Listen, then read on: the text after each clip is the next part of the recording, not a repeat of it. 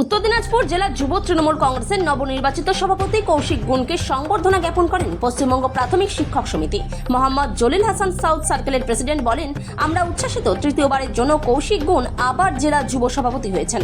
আগামী বিধানসভা নির্বাচনে 9টির মধ্যে 9টি সিট উত্তর দিনাজপুরের আমরা জিতব। এই দিন সদর কার্যালয়ে শিক্ষক সংগঠনের নেতৃত্বরা পুষ্পস্তবক দিয়ে নবনিযুক্ত যুব সভাপতিকে সংবর্ধনা জ্ঞাপন করেন ও মিষ্টিমুখ করান।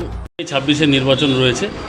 এই নির্বাচনে আমরা উত্তর দিনাজপুর জেলায় আমাদের 8টা বিধায়ক রয়েছে, একটা বিধায়ক নেই, কালিয়াগঞ্জের বিধায়ক নেই আমাদের, পাখির চোখ কালিয়াগঞ্জ আমাদের।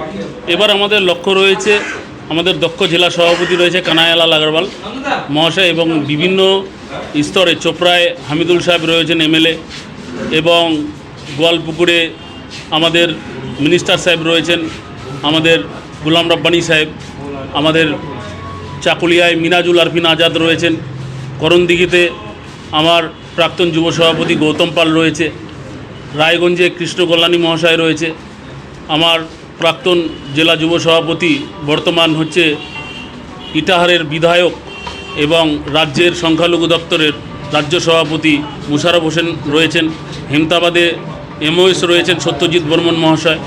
কালিয়াগঞ্জটা আমাদের ফাঁকা রয়েছে, কালিয়াগঞ্জে আমাদের পাখির চোখ রয়েছে। আমরা বলবো উত্তরবঙ্গের মধ্যে উত্তর দিনাজপুর সবচেয়ে ভালো রেজাল্ট করবে। আমরা মমতা বন্দ্যোপাধ্যায় অভিষেক বন্দ্যোপাধ্যায়কে 9টা সিট আমরা উপহার দিব 2026 নির্বাচনে, এবং মাদারের সাথে কাঁধে কাঁধ মিলিয়ে একটুকু পর্যন্ত আমরা ত্রুটি রাখবো না।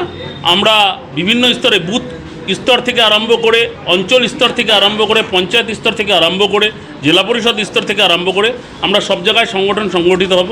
ইতিমধ্যে বিভিন্ন জেলা থেকে, বিভিন্ন ব্লক থেকে, বিভিন্ন শহর থেকে অনেক মানুষরা এসছে সম্বর্ধনা দিতে। আমি সবাইকে শুভেচ্ছা জানাচ্ছি, অভিনন্দন জানাচ্ছি। পাশাপাশি দল আগামী দিনে চুলচেরা বিশ্লেষণ করে যেমন জেলার পদাধিকার দিয়েছে, ইতিমধ্যে 21শে জুলাই রয়েছে আমাদের। এই 21শে জুলাই আমাদের 28 তারিখ, ইতিমধ্যে আমাদের গতকালই আমাদের জেলা সভাপতি 28 তারিখ রায়গঞ্জ মোহরকুঞ্জ ভবনে জেলা মিটিং 21শে জুলাই প্রস্তুতি সভা ডাক দিয়েছেন। তারপরেই আমরা জেলা যুব তৃণমূল কংগ্রেসের পক্ষ থেকে 21শে জুলাইয়ের প্রস্তুতি সভা করব। 21শে জুলাই প্রস্তুতি সভায় মমতা বন্দ্যোপাধ্যায় 26-এর নির্বাচনকে কেন্দ্র করে কি বার্তা দিবেন, সে বার্তা পাথেয় করে আমরা 1 মিনিট বাড়িতে বসবো না। তৎক্ষণাৎ আমরা সেই জায়গায় গিয়ে আমরা বিভিন্ন বুথ স্তর থেকে সংগঠনকে সংগঠিত করে আরও বেশি শক্তিশালী করে 9টা সিট যাতে তৃণমূল কংগ্রেস কিভাবে বৃহৎ আকারে লিড পায় এবং উত্তরবঙ্গের মধ্যে উত্তর দিনাজপুর যাতে 1 নম্বরে থাকে, সেটাই আমাদের লক্ষ্য থাকবে। দেখুন, লোকসভা নির্বাচনে আমাদের অধিকাংশটাই অঞ্চল কমিটি গঠন করা ছিল। কিছু জায়গায় আমাদের যে সমস্ত জায়গায় লিড পেয়েছে সেই জায়গায় আমাদের কর্মীরা কাজ করেছে। যেই জায়গায় লিড পায়নি সেই জায়গায় আমরা সংগঠন খতিয়ে দেখে যেই জায়গায় বুথ সভাপতি দুর্বল রয়েছে সেই জায়গায় বুথ সভাপতি চেঞ্জ করা, যেই জায়গায় অঞ্চল সভাপতি দুর্বল রয়েছে সেই জায়গায় অঞ্চল সভাপতি চেঞ্জ করা, সেই সমস্ত জিনিস আমরা করব। ইতিমধ্যে আপনারা 3-4 মাসের মধ্যে রেজাল্ট পাবেন।